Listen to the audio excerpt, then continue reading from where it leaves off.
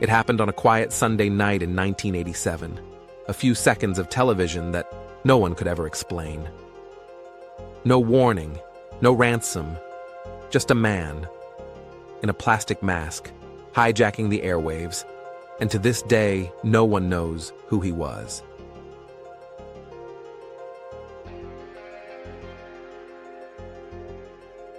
November 22, 1987, Chicago, Illinois. Viewers of WGN Channel 9 were settling in for the nightly news. Then, without a flicker, the screen changed. Static, a low hum, and then a man wearing a Max Headroom mask appeared. That's the part that haunts people most. Not what he said, but how he looked, leaning close to the camera, his head twitching, his voice distorted beyond recognition, like a machine trying to imitate a human. The entire station taken over by someone outside their network for just 25 seconds. Then, the screen snapped back. The anchors stared in confusion. The audience at home had no idea what they'd just seen. 2 hours later, it happened again.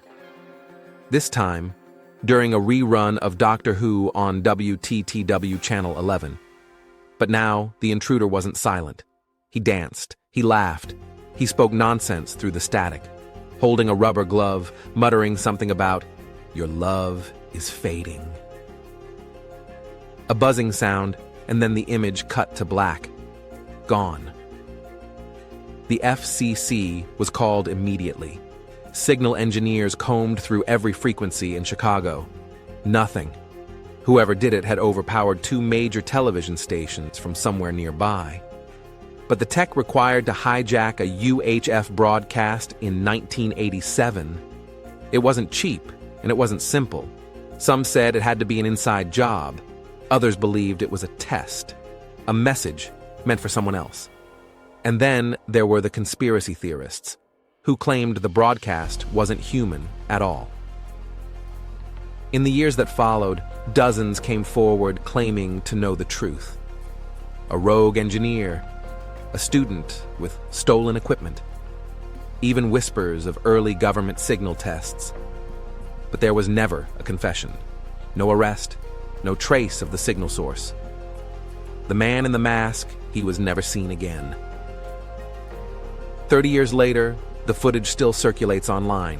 People slow it down, analyze the static, search for hidden messages in every frame.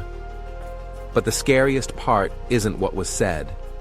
It's that someone, somewhere, had the power to hijack an entire city's television signal just to say nothing at all. And that silence still echoes.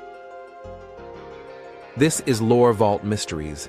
Some stories are too strange to be fiction, others are too real to explain.